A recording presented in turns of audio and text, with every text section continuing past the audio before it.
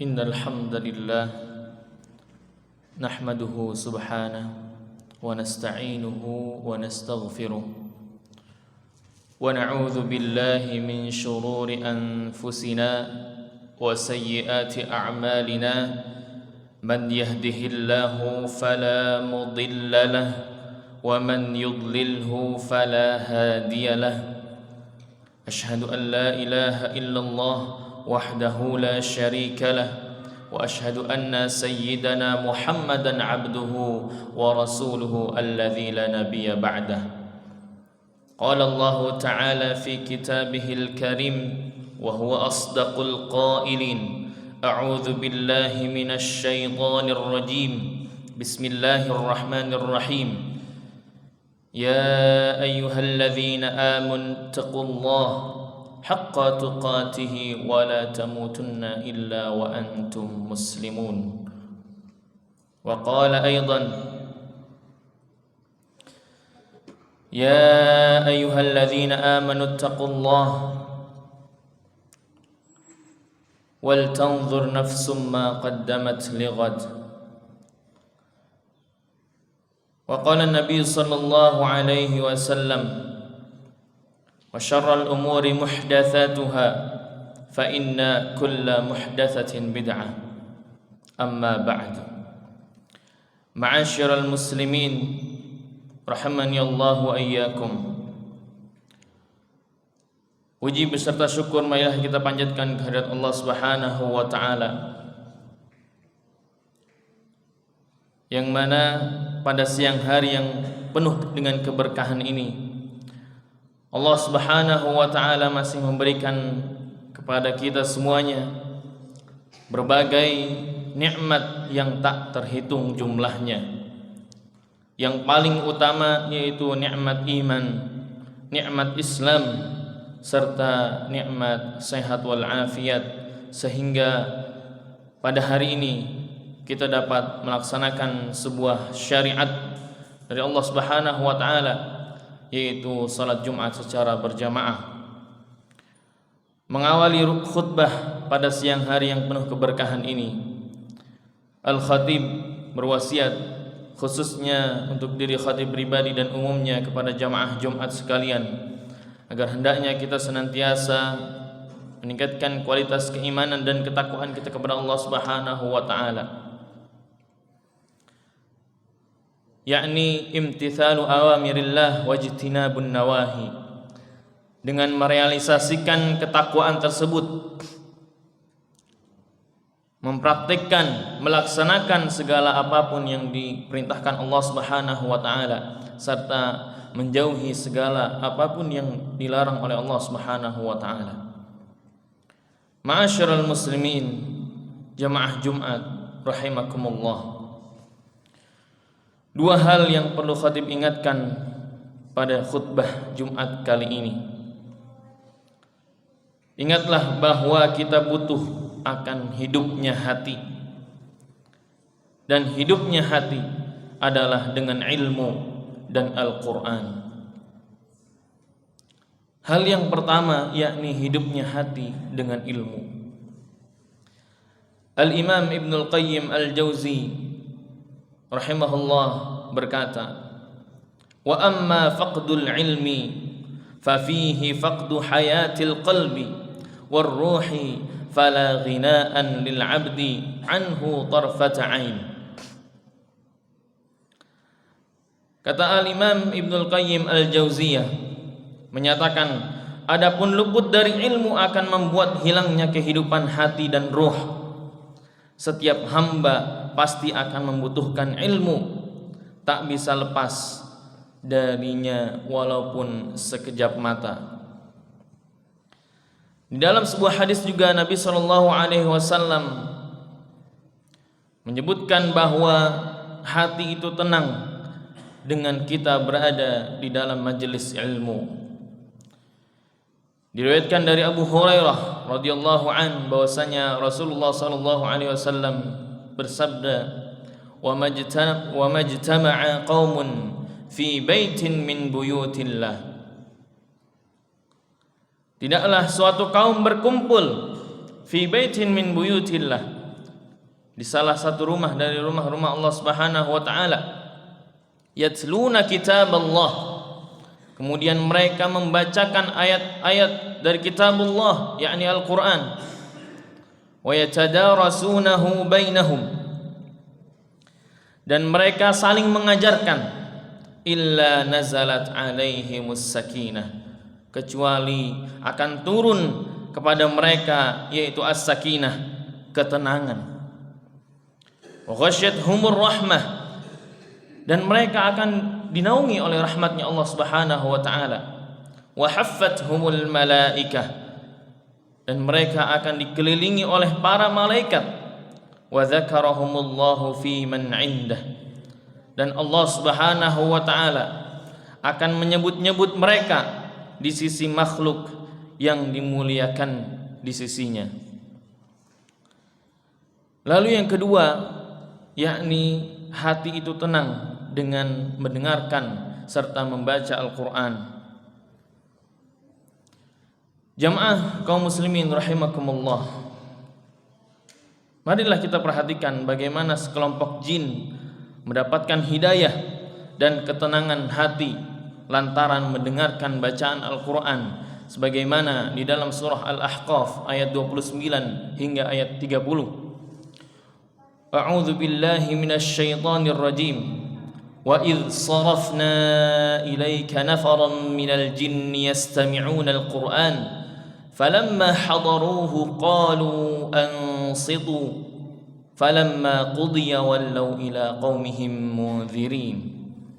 Dan ingatlah ketika kami hadapkan serombongan jin kepadamu yang mendengarkan Al-Qur'an, maka tatkala mereka menghadiri pembacaannya lalu mereka berkata, qalu ansitu, diamlah kamu untuk mendengarkan Al-Qur'an. Ketika pembacaan telah selesai, mereka kembali kepada kaumnya untuk memberikan peringatan.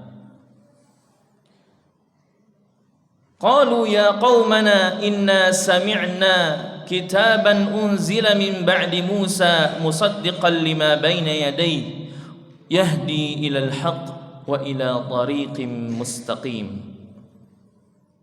Lalu ketika rombongan jin itu kembali kepada kaumnya, mereka berkata, wahai kaum kami, sesungguhnya kami telah mendengarkan kitab Al-Qur'an yang telah diturunkan sesudah Musa, yang membenarkan kitab-kitab sebelumnya, lagi memimpin kepada mereka kepada kebenaran dan kepada tariqim mustaqim, yakni menunjukkan kepada jalan yang lurus. Al-Imam Ibnu Katsir menjelaskan ayat ini. Beliau rahimahullah berkata bahwasanya mereka para jin itu mendengarkan Al-Qur'an dengan benar-benar fokus mendengarkannya, dan itulah adab dari mereka para jin ketika mendengarkan ayat-ayat Al-Qur'an. Disebutkan oleh Al-Barra bin Azib radhiyallahu an, ia berkata Nabi sallallahu alaihi wasallam bersabda, tilkas sakinah tanazzalat bil Qur'an, ketenangan itu datang karena Al-Qur'an. Al-Imam An-Nawawi rahimahullah menyatakan, itulah yang menunjukkan keutamaan membaca Al-Qur'an. Al-Qur'an itulah sebab turunnya rahmat dan hadirnya malaikat.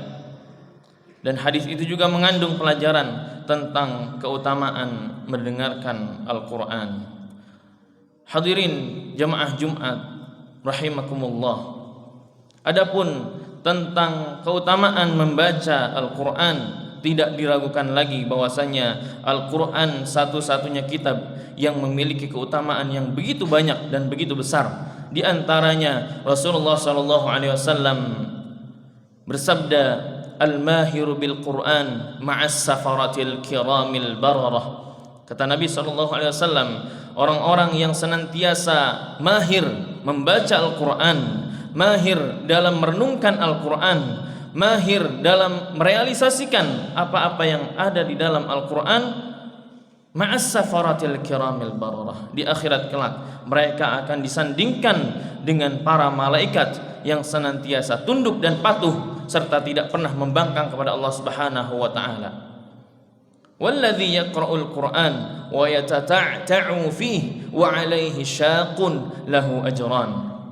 Lalu bagi umat Nabi Muhammad yang merasakan kesulitan dalam membaca Al-Qur'an tetapi masih ada kesungguhan yang besar dalam membacanya, Nabi SAW menyatakan baginya dua kebaikan. Dua kebaikan ini adalah kebaikan yang pertama yaitu dari huruf-huruf yang ia baca, dan kebaikan yang kedua yang didapatkan oleh seseorang tersebut adalah kebaikan dari mujahadahnya, dari keseriusannya dalam membaca Al-Quran. Lalu keutamaan yang kedua daripada membaca Al-Quran yakni dilipat gandakannya pahala dari Allah Subhanahu wa taala. Man qara'a harfan min kitabillah falahu hasanah wal hasanatu bi'asyri amsalha. Kata Nabi SAW, barang siapa yang membaca satu huruf dari Al-Qur'an, falahu hasanah, dan baginya satu kebaikan, wal hasanatu bi'asyri amsalha, dan dari satu kebaikan itu dilipat gandakan baginya menjadi 10 kebaikan. La aqulu alif lam mim harfun walakin alifun harfun wa lamun harfun wa mimun harfun. Kata Nabi SAW dilanjutkan dalam sabdanya, aku tidak menyatakan bahwasanya sekalipun itu alif lam mim satu huruf, akan tetapi alif satu huruf, lam satu huruf, dan mim satu huruf. Jamaah kaum muslimin rahimakumullah, kesimpulannya, marilah kita raih ketenangan dan hidayah dengan menggali ilmu agama dan mendengarkan serta membaca ayat-ayat suci Al-Quran. Semoga dengan itu Allah Subhanahu wa taala memberikan hidayah kepada kita semua dan menggolongkan kita semua ke dalam golongan Ahlul Quran, keluarga Al-Quran dan keluarganya Allah Subhanahu wa taala. Amin ya rabbal alamin. Aqulu qawli hadza wa astaghfirullahu li wa lakum wa lisairil muslimin innahu huwal ghafurur rahim.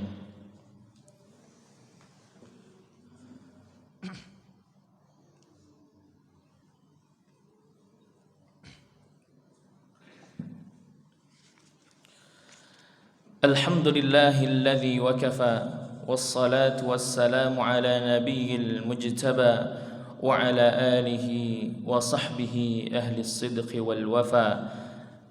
أشهد أن لا إله إلا الله وحده لا شريك له وأشهد أن سيدنا محمدا عبده ورسوله.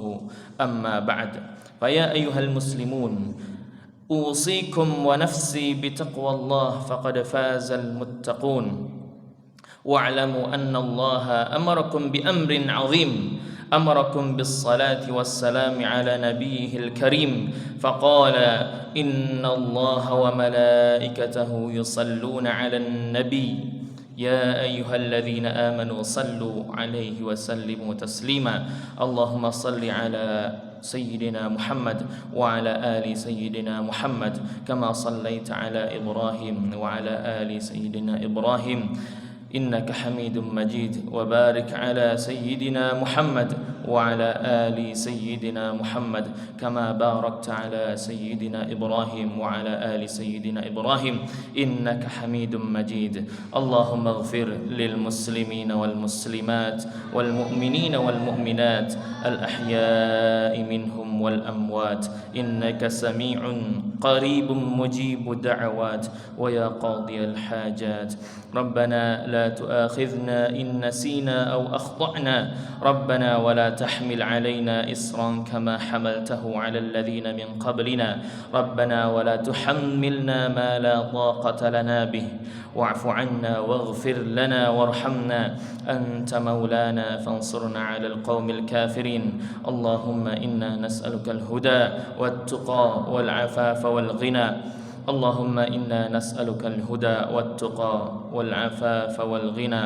اللهم أحسن عاقبتنا في الأمور كلها وأجرنا من خزي الدنيا وعذاب الآخرة ربنا آتنا في الدنيا حسنة وفي الآخرة حسنة وقنا عذاب النار وسبحان ربك رب العزة عما يصفون وسلام على المرسلين والحمد لله رب العالمين عباد الله إن الله يأمر بالعدل والإحسان وإيتاء ذي القربى وينهى عن الفحشاء والمنكر والبغي يعظكم لعلكم تذكرون فاذكروا الله العظيم يذكركم واشكروه على نعمه يزدكم ولذكر الله أكبر أقيموا الصلاة